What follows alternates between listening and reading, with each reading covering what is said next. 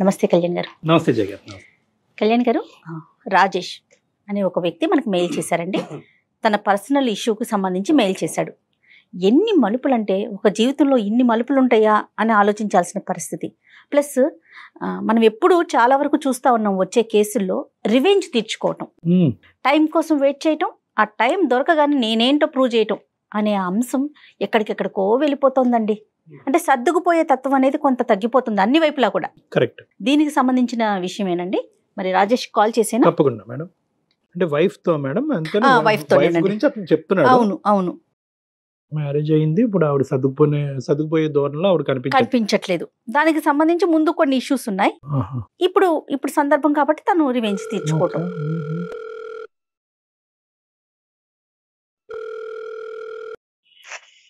Hello hello, Rajesh గారండి? అవును madam. నేను జయానండి, అందమైన జీవితం ప్రోగ్రామ్ నుంచి కాల్ చేస్తున్నాను. నమస్తే మేడం. నమస్తే రాజేష్ గారు. నమస్తే అండి. మీ మెయిల్ నేను చూశాను. నాతో పాటు డాక్టర్ కళ్యాణ్ చక్రవర్తి గారు ఉన్నారు. ఒక్కసారి మీరు మెయిల్లో పెట్టిన విషయాన్ని డాక్టర్ గారికి చెప్తే ఆయన సలహాలు సూచనలు మీకు అందిస్తారు. రైటా? ఓకే. రాజేష్ గారు నమస్తే అండి. నమస్తే సార్, కళ్యాణ్ చక్రవర్తి సార్. నమస్తే. ఏంటి చెప్పండి రాజేష్ గారు, ఏంటి సమస్య? సార్, అది నాది ఒక చిన్న మిడిల్ క్లాస్ ఫ్యామిలీ సార్ నాది. Right sir. ఒక నేను, మా వైఫ్, ఒక ఇద్దరు పిల్లలు ఉంటారు. డైలీ మార్నింగ్ 9కి వెళ్ళటం, ఈవినింగ్ 6 రావడం. నాది షేర్ మార్కెట్ సార్ నాది. లాట్ ఆఫ్ ప్రజెస్ మీకు అర్థమయ్యే ఉంటారు సార్. మీకు పెళ్లి చేసుకున్నప్పుడు కొన్ని సంవత్సరాలకు బాగానే జరిగిపోయింది సార్. నాకు ఎవరైతే నేను మ్యారేజ్ చేసుకున్నానో ఆ వ్యక్తి నుంచి నేను ఒక టార్చర్ అనేది అనుభవించాల్సి వస్తుంది సార్. నేను మా ఫాదర్ ఫుల్ గా డ్రింక్ చేస్తారు. మా మదర్ ఏమో నేను చిన్న వయసులోనే 5th క్లాస్ 6th క్లాస్ చదివి టైంలోనే వాళ్ళు విడిపోయారు సార్. మా ఫాదర్ ఎక్కడికి వెళ్ళిపోయారు. మా మదర్ దగ్గరే మేము ఇద్దరు పిల్లలు, మా అక్క, నేను కూడా ఉంటున్నాం సార్. మదర్ చాలా కష్టపడి పెంచారు మేడం.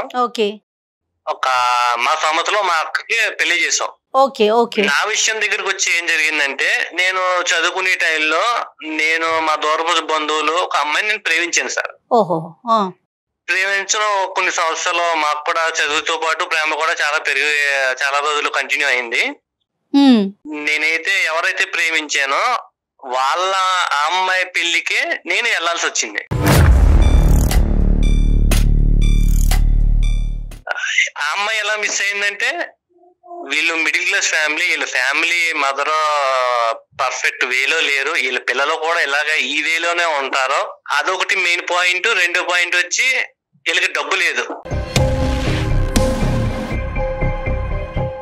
మిస్ అవడం వల్ల నేను ఇదే పట్టుదలగా పట్టుకుని ఎలాగోలాగా నేను దేని వల్ల అయితే నేను ఒక దాన్ని మిస్ చేసుకున్నా నా జీవితంలో గానీ ఇది మిస్ అవ్వకూడదని చాలా కష్టపడ్డాను సార్. హైదరాబాద్ వచ్చేసాను. మా సిస్టర్ మ్యారేజ్ అయిన తర్వాత, మ్యారేజ్ అయిపోయిన తర్వాత నేను ఇంకా హైదరాబాద్ వచ్చేసా. ఇక్కడ రెస్టారెంట్ లో పనిచేస్తూ, హోటల్లో పనిచేస్తూ, ఇక్కడ నేనే అక్కడ నేర్చుకున్న దాంతో నేనే హాస్టల్ పెట్టి ఒక లైఫ్ లో కొంచెం నేనైతే సెటిల్ పోసి మళ్ళీ దాని దగ్గర నుంచి కొంచెం అమౌంట్ పోగు చేసి బిజినెస్ పెట్టి, బిజినెస్ ద్వారా నేను సర్వే అవుతున్నాను. రైట్. అమ్మ ఎక్కడ ఉన్నారు? మీతో పాటే ఉన్నారా? అమ్మ మాతో పాటునే ఉన్నారు. నేను మ్యారేజ్ చేసుకున్నాను, అమ్మ మాతో పాటునే ఉన్నారు మేడం. మీరు మ్యారేజ్ కూడా చేసేసుకున్నారు? మ్యారేజ్ కూడా చేసేసుకున్నాం మేడం. మ్యారేజ్ చేసుకుంటా కూడా కారణం ఉంది. ఏంటండి? ఒక అమ్మాయిని పెళ్లి చేసుకోవాల్సి వచ్చింది సార్, తప్పనిసరి పరిస్థితిలో.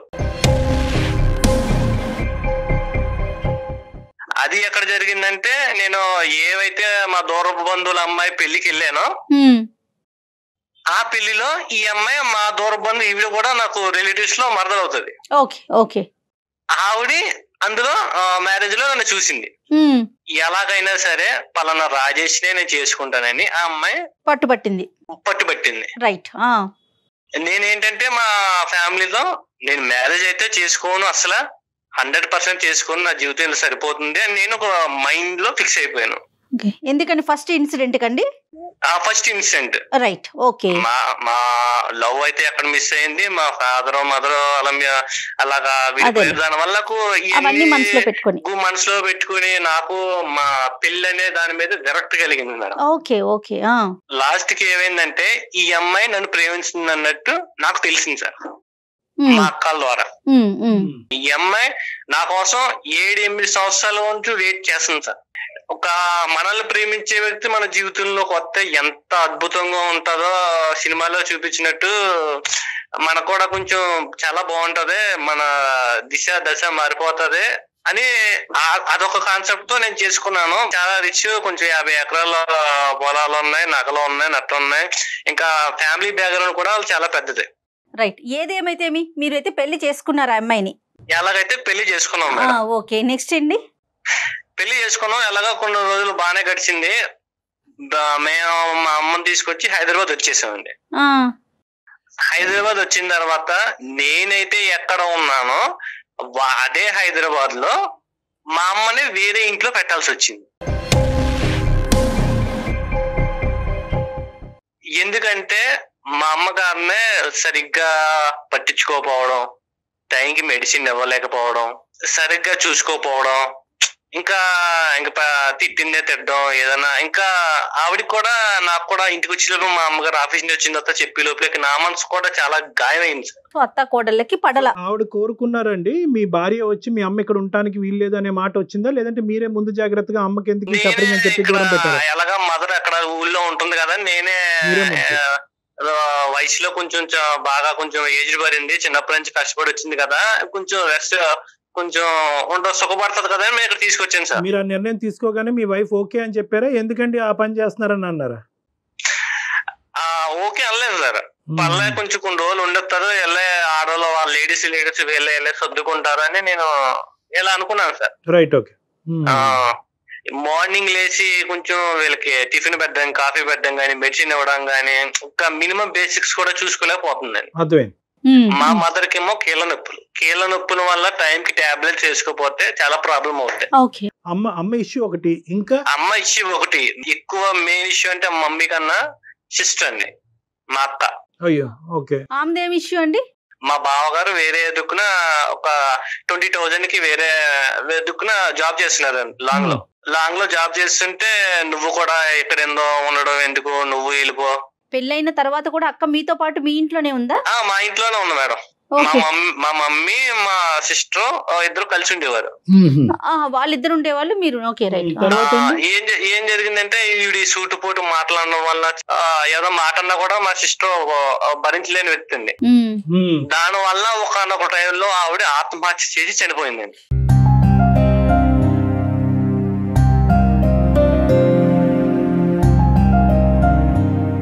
పిల్లలు ఉన్నారా రాజేష్ గారు? పిల్లలు ఒక అమ్మాయి ఉన్నదండి మేనకోళ్ళలో. సిస్టర్ చనిపోయిందన్న బాధ ఒకటి. ఆ సిస్టర్ చనిపోవడం వల్లే మా మదర్ కూడా కొంచెం హెల్త్ డిసప్పాయింట్ అయిపోయింది. ఈవిడి నేను పెళ్లి చేసుకున్న వ్యక్తి మాటల్లో ఎంత టార్చర్ పెట్టుంటే ఎంత ఆత్మహత్య చేసుకునే పొజిషన్ వెళ్ళిపోద్దని నేను అస్సలు ఎంత థింక్ చేసినా నాకు అవ్వట్లేదు సార్, డైజెషన్ కూడా అవ్వట్లేదు.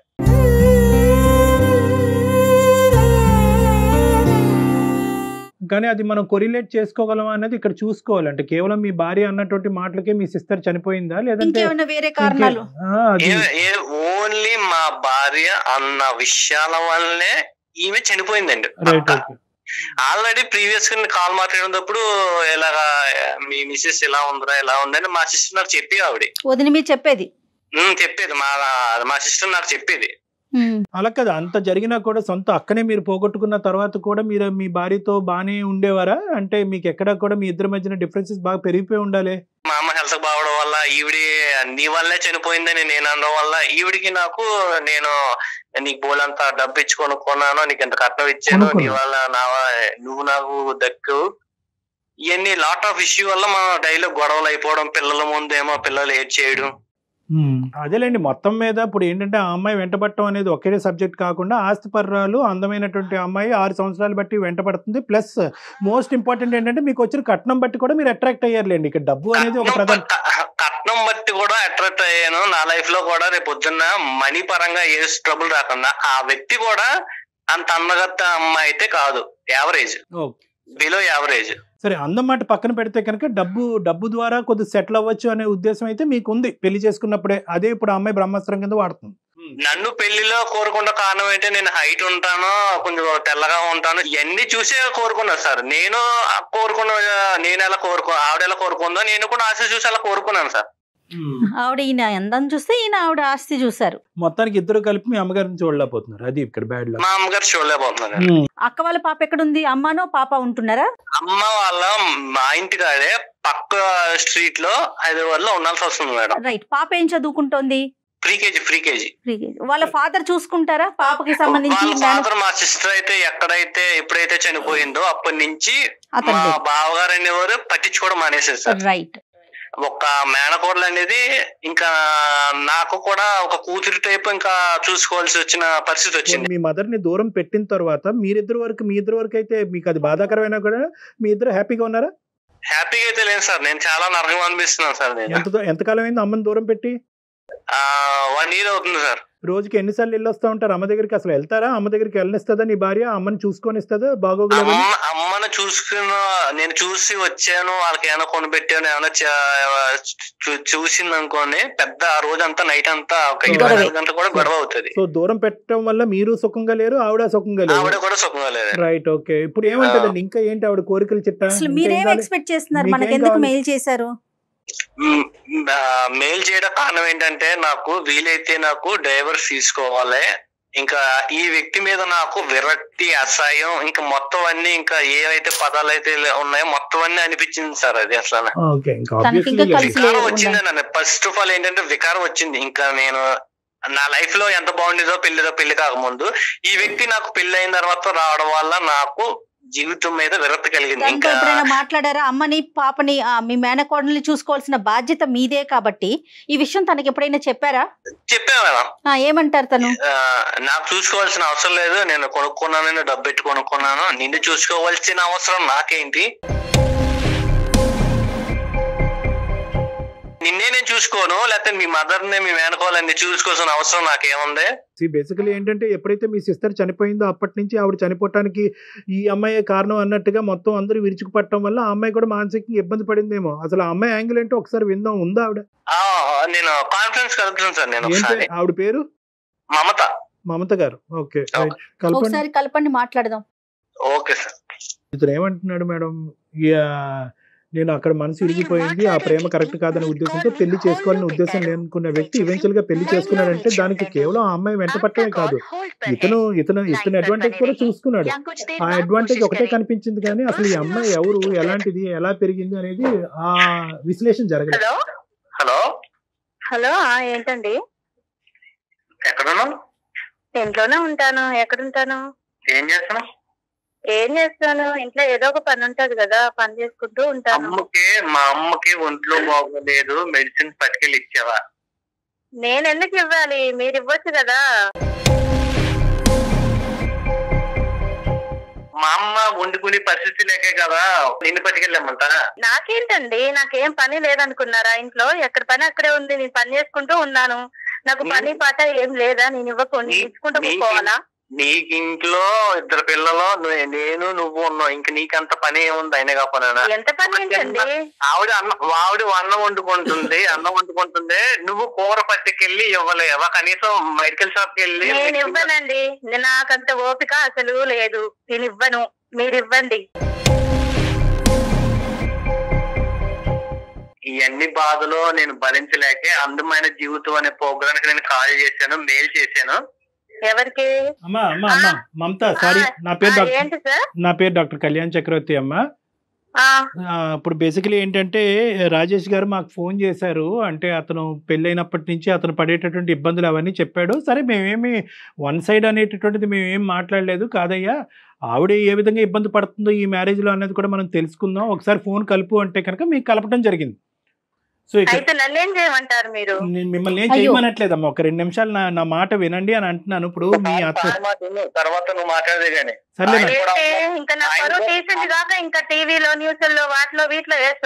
అమ్మ ఇది ఎక్కడ కనిపించే విషయం కాదమ్మా. నాకు ఎలాగా అవకాశం కనీసం డాక్టర్ గారు కూడా సార్ కూడా అవకాశం ఇవ్వ అని అడుగుతున్నాను. నేను ఏమని చెప్తున్నా అంటే 2 పదాలు మాట్లాడుతున్నాను. ఇక్కడ ఏంటంటే ఆ అబ్బాయి అతని జీవితంలో హ్యాపీగా లేడంట, అక్కను పోగొట్టుకున్నాడు, తల్లిని దూరం చేసుకున్నాడు.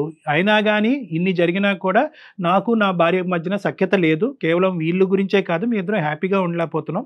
బయటపడాలి అనే ఆలోచన ఉన్నా కూడా బయట పడలేనటువంటి పరిస్థితి పరిస్థితి, ఎందుకంటే 2 పిల్లలు ఉన్నారు అనే అంశంతో మా ముందుకు వచ్చాడు. సో మేమేమన్నాము, అవునా అయ్యా అలా అయిపోయిందా, ఉండు మీ ఆవిడకి ఫోన్ కలుపు, ఆవిడ గట్టిగా బుద్ధి చెప్పాలి అని అనలే. మేమేమన్నాము, ఏదో ఆవిడ వర్జన్ కూడా ఉండుంటుంది అయ్యా, బహుశా ఆవిడ కూడా ఎక్కడో బాధపడి ఉంటుంది, ఒకసారి ఫోన్ కలిపితే కనుక ఆవిడతో మాట్లాడదాం అని చెప్పి మీ మాట వినటం గురించి మీకు ఫోన్ కలపమన్నాం. నేను బుద్ధి చెప్పించుకునేంత ఏం లేదులేండి అక్కడ. అదే సరే, నువ్వు నా దగ్గర మాట్లాడినట్టు నువ్వు సార్ దగ్గర మాట్లాడు, మాకు అర్థమవుతుందా? ఏంది నీ గోడ అసలుకి, ఏంది నీ బాధ, ఏంది నాకు అర్థం కావట్లేదు. అమ్మమ్మ రాజేష్, ఆవిడ అలా మాట్లాడటం వల్ల నేనేం ఇబ్బంది పడట్లేదు, ఎందుకంటే నేను ఆవిడకి సంస్కారం ఇస్తున్నాను, ఆవిడ ఇవ్వలేకపోతున్నందుకు నో ప్రాబ్లం. నీతో నేను సంస్కారం నేర్పించుకునేంత ఏమీ లేదు అక్కడ. నువ్వు నన్ను 6 సంవత్సరాలు టార్చర్ పెట్టావు నువ్వు నన్ను. అలాంటి నీకు ఇప్పుడు నేను సంస్కారం ఇయ్యాలా? కొట్టే వచ్చిన భర్తవి నువ్వు ఊరికే ఏం రాలే, నీ అవసరం కొద్ది నన్ను పెళ్లి చేసుకున్నావు. నేను నీ మాట వినేదేంది, నేను అసలు నీ మాట వినను, నేను చెప్పింది నువ్వు చెయ్యాలి అంతే. చెప్పింది చేయడానికి నేనే నీ చేతిలో ఉన్న రిమోట్ కాదు, నేను ఒక నీ అవసరం బట్టి 10 లక్షలు తీసుకొని పెళ్లి చేసుకున్నావు, ఆ రోజు గుర్తుకు రాలేదా ఇవన్నీ? ఈ 10 లక్షలు నువ్వు ఎప్పుడు ఇచ్చో, నేను ఈ 10 లక్షలకే 10కి 10 కలిపి నేను సంపాదించాను నా కష్టంతోను. ఒకప్పుడు రాజేష్ కాదు నేను, ఇప్పుడు మారాను, అర్థమవుతుందా? ఎప్పుడు నీ తమ్ములతో నీ సొగ్గులతో తిరుగుతున్నాను అనుకున్నావా? నేను కష్టపడ్డాను, అర్థమవుతుందా? అందరికి తెలుసు, మన బంధువులకి అందరికి తెలుసు, నువ్వు కొత్తగా చెప్పుకొని తిరగాల్సిన అవసరం ఏం లేదు. నువ్వు మహానటుడివి, మనుషుల ముందర ఒకలాగుంటావు, మనుషుల తర్వాత ఒకలాగుంటావు. నేను మహానటుడు అంటే నువ్వు మహానటి.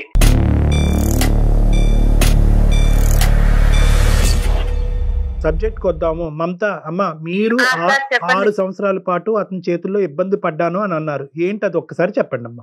నా బంధువులతోని మా రిలేషన్ అందరితో నేను అడిగిపించాను, నేను చేసుకోనని ముఖాన కొట్టి పడేసేస్తాను. అసలు చేసుకోనని కొట్టి పడేసి ఆ తర్వాత నేను అలానే 6 సంవత్సరాలు నరకం అనుభవించాను సార్. చేసుకోవాలని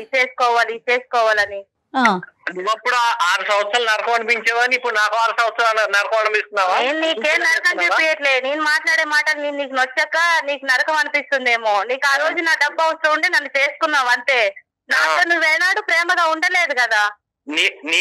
నాకు డబ్బు అవసరం, నీకు అందం అవసరం కాబట్టి నన్ను చేసుకున్నావు. ఒక పెళ్లి అనే పవిత్రమైన బంధాన్ని ఎవరికి ఇష్టం వచ్చినట్టు మాట్లాడేసుకుంటున్నారు మేడం. చేస్తాడు, మనుషుల ముందర ఒకలాగుంటాడు, మనుషుల తర్వాత ఒకలాగుంటాడు. ఇంత నటించేవాడు నాకు అసలు నచ్చదు మేడం. మనుషులు వెనకాతలు ఎలా ఉంటాడో ఒకసారి చెప్పమ్మా. ఇంతే సార్, అసలు మనిషితో ప్రేమగా ఏనాడు ఉండదు. ఆయనకి ఏదో డబ్బు అవసరం ఉండి నన్ను చేసుకున్నాడే గాని. వాళ్ళ సిస్టర్ చనిపోవటానికి మీరే ప్రేరేపించారంట ఆవిడ అనుకున్నటువంటి. ఆమె చిన్న చిన్న మాటలకి విషయం చేసుకుంటారు సార్. మనం నవ్వుకుంటా వదిన మర్దలు అన్నప్పుడు నవ్వుకుంటే ఒక మాట అంటాం కదా, దానికే విషయం చేస్తుందామా. నవ్వుకున్న విషయాలకే చనిపోయిన వ్యక్తి ఎప్పుడన్నా ఈ న్యూస్ పేపర్ లో కానీ ఎక్కడ వార్తలు ఎక్కడైనా వచ్చినట్టు మరి చిన్న చిన్న మాటలకి ఇగో ఇవన్నీ చూపిస్తుంటే మరి నేనేం చేసేది మొదల. చిన్ననాటికి పేరు కావడం, చిన్నటికి చీర ఒక బల్ల వేసుకోవడం, మరి అలా చచ్చే వాళ్ళని ఎన్నిసార్లు ఆపుతాం సార్ మనం. సరే, కానీ వాళ్ళ తల్లి ఈ రోజు బయట ఉండవలసినటువంటి పరిస్థితి ఏంటమ్మా? అంత కష్టపడి పెంచినటువంటి తల్లి అవసరమే లేదు సార్, అవసరమే లేదు. ఏంటి అంత ఆవిడ చేయకూడనటువంటి తప్పేంటమ్మా మీ అత్తగారు? నేను చెయ్యాలి సార్, అసలు వాళ్ళకి నేను ఎందుకు చేయాలి? నాకేం అవసరం, నాకేం పని ఏం లేదా? నాకు ఇంట్లో 2 పిల్లలు చాకరీ చేస్తాను, నా భర్త చాకరీ చేస్తాను, నేను అలానే ఉంటాను. ఏమన్నా అంటే విడాకులు ఇస్తాను అంటున్నాడు. బాధ్యత రాహిత్యంగా నువ్వు మాట్లాడక అర్థమవుతుందా? నీ తల్లిని చూసుకోవటం అనేది ఎంత బాధ్యత, మీ అత్తగారిని చూసుకోవటం కూడా అంతే బాధ్యత. రేపొద్దున నిన్ను చూసుకునేటటువంటి బాధ్యత నీ పిల్లల చేతిలో ఉంటారు. సో ఇవన్నీ వదిలేసి నేనెందుకు చూసుకోవాలి, నేను చూసుకోనండి అంటే కనుక ఓన్లీ ఎర్రగా బుర్రగా ఉన్నటువంటి మొగుడిని ఒక్కడనే ఉంచుకుని అతను చూసుకోవటం ఒక్కదాని గురించేనా పెళ్లి అనేటటువంటిది? నేను ఆయన ఒక్కనే చూసుకుంటా సార్, వాళ్ళమ్మతో నాకు అవసరం లేదు. ఎక్కడి నుంచి వచ్చారమ్మా? అదేమన్నా బ్రహ్మ పదార్థం పైనుంచి ఊడిపడను? మేడం అంత ప్రేమ ఉన్నాయన, మరి అదే 6 సంవత్సరాల ముందుకు నా రిలేషన్ తో అడిగిస్తాను, మరి ఆ రోజు లేదా నా మీద ప్రేమ? అదేంటమ్మా, ఒక వ్యక్తి అది ఒక మనసు, తనకి నచ్చితే పెళ్లి చేసుకుంటాడు, లేకుంటే లేదు. ఆయనకు నొచ్చి నన్ను ఏనాడు చేసుకోలేదు మేడం, అతనికి నొచ్చి నన్ను పెళ్లే చేసుకోలేదు. ఏ అక్క అయితే మన పెళ్లికి కలిపిందో ఆ అక్కనే దూరం చేసాం. మా అక్కనే ఆమెకి చావే ప్రస్కారం అనుకొని చనిపోయింది, దానికి నేనేం చేయాలి?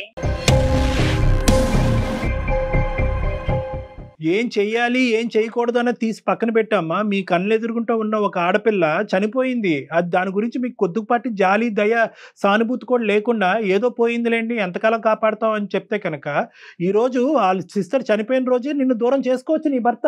వాళ్ళ సిస్టర్ యొక్క చావు కారణం అనుకునేటటువంటి వ్యక్తి ఈరోజు భార్యను పక్కన పెట్టుకుని ఈరోజు తల్లి కూడా దూరం అయిన తర్వాత కూడా మళ్ళీ భార్య దగ్గరే ఉండేటటువంటి వ్యక్తిని నేను చూడలే.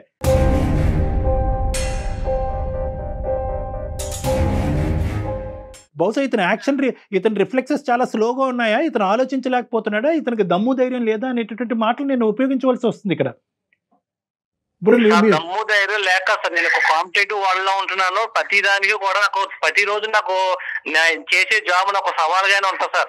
ఆ సవాళ్ళు ఎదుర్కోవాలా లేకపోతే కుటుంబ మా అమ్మ సంబంధించింది మా వైఫ్ సంబంధించి పిల్లలకు సంబంధించిన పరిష్కారాలు నేను ఎదుర్కోవాలి సార్. నీకు మీ అత్తగారి మధ్యన ఉన్న డిఫరెన్స్ చెప్పలేదు, కేవలం ఒకే మాట అంటున్నావు, నేను ఎందుకు చూడాలి, నా పిల్లల్ని చూస్తాను, నా భర్తను చూస్తాను, ఆవిడని చూసుకుని ఈ విధంగా నీ హక్కుల గురించి మాట్లాడితే అతను కూడా అతని హక్కుల గురించి మాట్లాడే పరిస్థితి వస్తుంది. పిల్లలు అన్యాయం అయిపోతారు. ఒకటి రాజేష్, ఇక్కడ చాలా ఇంపార్టెంట్ పాయింట్, పునాది ఎక్కడ పడింది అంటే కనుక ఖచ్చితంగా 10 లక్షలతో నువ్వు వ్యాపారం పెట్టుకున్నావా లేదా, ఈ రోజు నువ్వు సెటిల్ అవడానికి 10 లక్షలు కారణమా కాదా? పెట్టుకున్నాను సార్ నేను. ఒకటి కట్నం ఎందుకు తీసుకున్నారనేటటువంటి అంశం, కట్నం తీసుకుంటే కనుక అవకాశం దొరికినప్పుడు ఎలా మమత లాంటి వాళ్ళు మీతో పేకాట ఆడుకోవచ్చు అనేది ఇక్కడ చూసాం. ఓకే, ఇది నెంబర్ 1. నెంబర్ 2, ఎస్ మీరు తీసుకున్నటువంటి కట్నంతో మీరు బిజినెస్ చేసుకుని అదంతా కూడా మొత్తం A to Z అంతా కూడా కుటుంబాన్ని కాపాడటానికే మీరు చూసుకున్నారనేది రెండో అంశం. మూడో అంశం ఏంటంటే కనుక ఇప్పుడు ఇక్కడ జరిగినటువంటి అంశంలో ప్రధానంగా మీ దగ్గర నుంచి వచ్చినటువంటి ప్రాబ్లం ఏంటి అని మమతాని అడిగితే కనుక ఏమీ చెప్పట్లేదు అమ్మాయి, కేవలం నాకు కావాల్సిన ప్రేమ రాలేదు అన్నట్టు.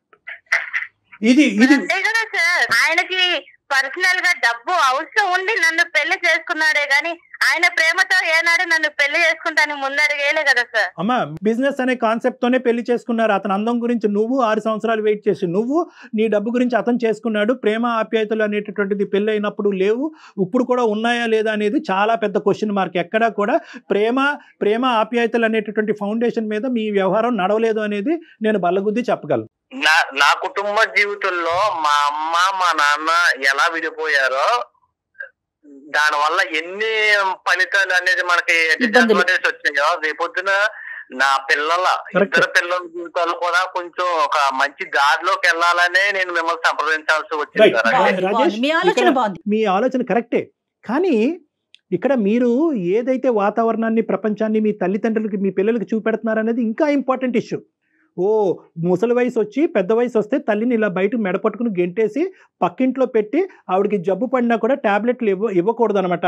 ఒకప్పుడు అలా ఇస్తానన్నా కూడా నా భార్య కానీ నా భర్త కానీ అలా ఇస్తానని డిసైడ్ చేసుకుంటే మనం వాళ్ళని పట్టుకుని వెనక్కి లాగేయాలన్నమాట అనేటటువంటి ఈ మానవతా విలువలు కూడా మీరు తెలిసి తెలియకుండా ఆ పిల్లలకు చూపెడుతున్నారు. ఇది కూడా గుర్తుపెట్టుకోండి. సో ఎప్పుడు కూడా ఏంటంటే ఒక మ్యారేజ్ అనేటటువంటిది as long as it is advantages for every member of the family. అది మీ భార్యకు ఉపయోగపడాలి, మీకు ఉపయోగపడాలి, మీ పిల్లలకు ఉపయోగపడాలి. అంతేగాని దాన్ని ఏదో విధంగా మా తల్లిదండ్రులకి ఇలా జరిగింది కాబట్టి 100 106 ఇలా కొట్టుకు సచ్చైనా కూడా ఇద్దరం కలిసే ఉంటాం అనే కాన్సెప్ట్ కరెక్ట్ కాదండి. అది పద్ధతి కూడా కాదు, అది పిల్లలకు కూడా మంచిది కాదు. 200% కరెక్ట్ కళ్యాణ్జీ. దాని ఇంపాక్ట్ పిల్లల మీద ఉంటుంది.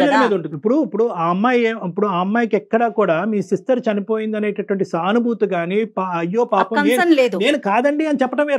ఇక్కడ పాయింట్ ఏంటంటే ఏమండి నేను కాదండి, ఆ అమ్మాయి మెంటాలిటీ అలా ఉంది కాబట్టి ఆ అమ్మాయి చచ్చిపోయిందండి, ఆ అమ్మాయి చనిపోయినందుకు మా భర్త కంటే నేనే ఎక్కువ బాధపడ్డాను అనే కాన్సెప్ట్ డిఫరెంట్. అలా కాదు, పోయేటటువంటి వాళ్ళని మేము ఎలా ఆపుతామని చెప్పి మానవతా హృదయం లేనటువంటి విధంగా ఆ అమ్మాయి మాట్లాడుతుంది చూడండి. అది నన్ను చాలా బాగా కలిచివేసిందండి. మమత నువ్వేమన్నా అనుకో అమ్మ. నెంబర్ 1. నెంబర్ 2, ఒక్క 0.5% పాయింట్ కూడా మీ అత్తగారిని దూరం పెట్టడం గురించి నువ్వు ఒక్క మాట చెప్పలేదు.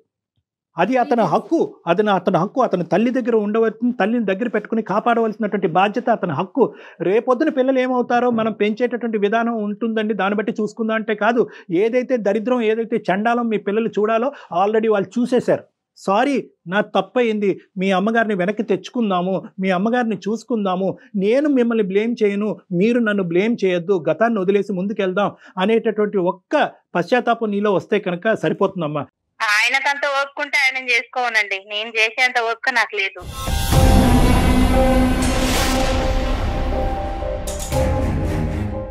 ఏంటమ్మా మమత, అసలు నువ్వు మాట్లాడేటటువంటి తీరేంటమ్మా? ఎప్పటికీ కూడా నువ్వు ఇదే వయసులో ఉండిపోతావు అనుకుంటావమ్మా? చావు వచ్చి తట్టదా? చావు వచ్చి మనకు వయసు రాదా, మనకు వృద్ధాప్యం రాదా? ఎప్పటికీ కూడా ఒక సపోర్ట్ లేకుండా 2 కాళ్ళ మీద పరిగెట్టేస్తామని అనుకుంటున్నావా? చాలా నీ ఓవర్ కాన్ఫిడెన్స్, చాలా ఎక్కువైంది నీ ఓవర్ కాన్ఫిడెన్స్. ఇదే పరిస్థితి కంటిన్యూ అవుతే కనుక ఈ పెళ్లి పెటాకులు అవడానికి 110% గ్యారంటీ. నేను చెప్తున్నాను, మీరిద్దరు విడిపోవటం గ్యారంటీ.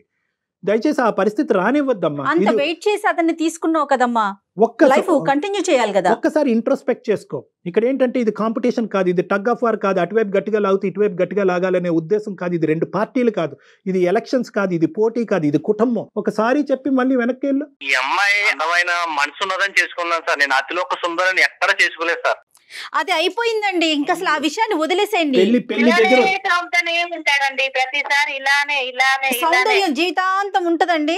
ఏమండి మీరు అదే పెద్ద ప్రాబ్లం. మీ ఇద్దరి మధ్యన ఏదైనా ప్రాబ్లం ఉందంటే పెళ్లి అయినటువంటి ఆ 3 ముళ్ళ దగ్గర అయిపోయారు మీ జీవితం. అదే నేను చెప్పట్లేదు. ఆ అమ్మాయి ఏమో కట్నం దగ్గర ఆగిపోయింది, అతనేమో అందం దగ్గర ఆగిపోయారు. అది దాటి ముందుకు వెళ్ళట్లేదు అసలు. ఎక్కడైనా కూడా ఇద్దరిలో 0.5% ఈ కుటుంబాన్ని కాపాడి ఆ పిల్లల్ని కాపాడాలి అనే ఉద్దేశం రావాలి కదండి.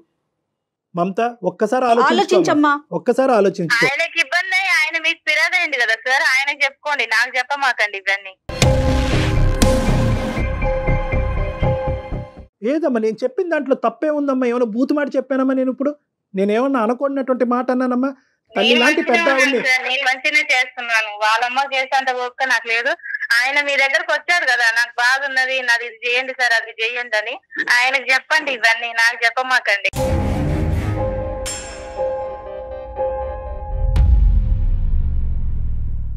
ఆయనకి చెప్పాలంటే నువ్వు వినాలి కదమ్మా, ఇదంతా కనెక్టెడ్ సిరీస్ కదా. నాకైతే వినే ఓపిక కూడా లేదు సార్. అదే పెద్ద ప్రాబ్లం. చెప్పి తిను, అక్కడ నీకు చెవులో సో చెప్పడానికి రాలేదు, మన జీవితానికి ఒక పరిష్కారం చూపించడానికి. నీ భర్త ఈజ్ ఈక్వల్ టు మీ అత్తగారు, మీ భర్త గారి తల్లి గారు. సో నేను నా భర్త కాదు. ఆవిడని ఎవరిని చూస్తారు? నా పిల్లలు అంటున్నావు కదమ్మా, నీ పిల్లలు వచ్చేసరికి చిన్న పిల్లల్ని పెట్టుకొని నువ్వు నా పిల్లలు అంటున్నావే. అంత ఎత్తు ఎదిగిన మనిషి, అంత పెద్ద వ్యక్తిగత అబ్బాయి మీ హస్బెండ్, ఆమెకి తల్లికి ఉండదా? ఆయన కోపుకుంటే ఆయన చేసుకోండి. మళ్ళీ ఓపిక ఏంటమ్మా? మళ్ళీ ఓపిక దగ్గరికి ఎందుకు వస్తావు? ఒక పని చేద్దాం మమత, ఒక పని చేద్దామా? చెప్పండి. బహుశా మేము చేసినందుకు, చెప్పకుండా చేసినందుకు ఇంకో కారణం వల్ల నా మీద కూడా నా మీద కూడా నీకు కోపం ఉండుంటది. ఆ కోపంలో మాట్లాడే మాటల్లాగా అనిపిస్తుంది. ఇద్దరు ఒకసారి నా దగ్గరికి వస్తారా? ఇది మంచి మార్గం. ఎందుకంటే ఇది అస్సలు విడిపోయేటటువంటి కారణాలు కాదు ఇవి. సో ఎంత కాదనుకున్నా కూడా రాజేష్లో ఒక ఓపిక, ఓర్పు ఉంది. నీలో కొద్దిగా ఓపిక, ఓర్పు, సహనం తెచ్చుకుని నన్ను ఒకసారి కలవండి, ఇద్దరుని మనం మాట్లాడుకుందాం ఒకసారి. ఆయన మీ దగ్గరకు వచ్చి ఆయన బాధలు చెప్పుకున్నారు కదా. రావడానికి కూడా కారణం ఒకటి, నువ్వు బాధ పెట్టడం వల్ల కుటుంబం సర్వనాశనం అయిపోతుంది అనే చిన్న కారణం చేత ఫ్యూచర్ కూడా కొంచెం పాడవుతుంది. కాబట్టి దాని వల్ల నేను పిల్లల భవిష్యత్తు కూడా పాడవకూడదని నేను కన్సల్ట్ అయ్యాను సార్ తప్ప. అది అర్థమైందిలేండి, ఆ అమ్మాయికి అర్థమైంది కానీ అర్థం కానట్టుంది. ఒకసారి నీకు ఇష్టం ఉంటే కనుక ఒకసారి కూల్ హెడ్ తో ఆలోచించి ఇద్దరు ఓకే అంటే ఒకసారి నన్ను వచ్చి మాట్లాడు. ఇప్పుడు చెప్పమాకమ్మా నీ నిర్ణయం. ఇది అయిపోయినాక నువ్వు కూల్ గా ఆలోచించుకొని 1-2 రోజులు ఆలోచించుకొని తర్వాత నిర్ణయం తీసుకోండి. థ్యాంక్ యూ సో మచ్ మమత గారు. థ్యాంక్ యూ మా. Okay Rajesh, okay sir, number పంపిస్తాము, ఒకసారి చెక్ చేసుకోండి. వీళ్ళంతా ఒకసారి కలవండి. రాజేష్ ముందు తర్వాత ఒకసారి మీకు అవకాశం ఉంటే మీరు మాట్లాడండి డాక్టర్ గారితో. రైట్, మీరు నాకు ఆన్సర్ చేసినందుకు ధన్యవాదాలు సార్. మీకు రైట్, ఓకే అండి. ఓకే రాజేష్, ఉంటాను. మీకు మీ సుమన్ టీవీ ఛానల్ కి చాలా thank you Rajesh. Thank you Rajesh.